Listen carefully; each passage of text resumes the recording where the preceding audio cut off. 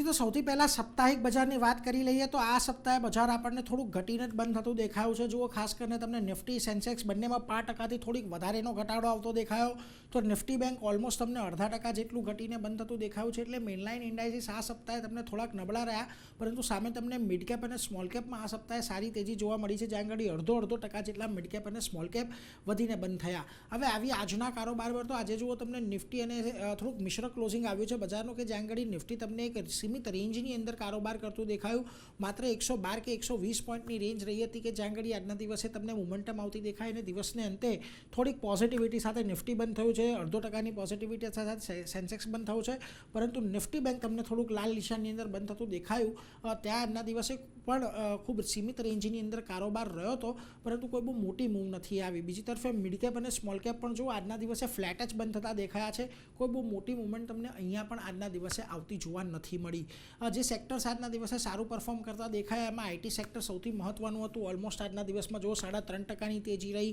આ ઉપરાંત તમને capital market shares, metal shares, pharma shares, આ બધાની અંદર તમને ખરીદદારી આવતી જોવા મળી છે. હવે જ્યાં આગળ તમને આજના દિવસે દબાણ આવતું દેખાયું હતું, એમાં ડિફેન્સ શેર્સ મહત્વના હતા, કે જ્યાં આગળ આજે વેચવાલી રહી.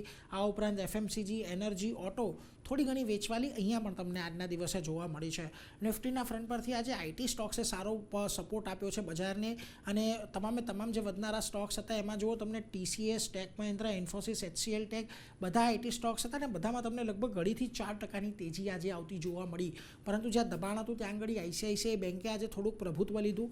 લગભગ 1.5%નો ઘટાડો આવ્યો. શ્રીરામ ફાઇનાન્સ, આઈટીસી અને અલ્ટ્રાટેક સિમેન્ટની અંદર પણ તમને ઘટાડા સાથેના જ કામકાજ થતા જોવા મળ્યા છે. મિડકેપની વાત કરી લઈએ ત્યાં પણ તમને જો કોફોર્જ અને પરસિસ્ટન્ટ જેવા, કેપીઆઈટી જેવા આઈટી સ્ટોક્સની અંદર તેજી દેખાઈ. કોન્કોરમાં એક સારી ખરીદદારી જોવા મળી, પરંતુ જ્યાં દબાણ આજના દિવસે તમને જોવા મળ્યું હતું મિડકેપમાં, એમાં જુઓ Bharat dynamics, Jubilant food, grow, L&T finance જેવા કાઉન્ટર રહ્યા, કે જ્યાં આગળ તમને થોડીક વેચવાલી આવતી જોવા મળી છે. હવે જુઓ આજના દિવસે ઘટાડો આવ્યા બાદ પણ આ સપ્તાહે આપણે 24,000નું લેવલ નથી તોડ્યું.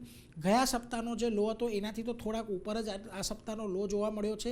એટલે હજી પણ નિષ્ણાંતોનું માનવું છે કે 24,000-24,300ની જે રેન્જ છે એને તમારે ધ્યાનમાં રાખવાની છે. જો આ રેન્જ બ્રેક થાય છે તો પછી આપણને આઈધર સાઈડની મુવમેન્ટ આવતી જોવા મળશે, પરંતુ જ્યાં સુધી 24,000 છે બજારમાં ટકેલું ત્યાં સુધી કોઈ બહુ મોટા ઘટાડાની અપેક્ષા નથી.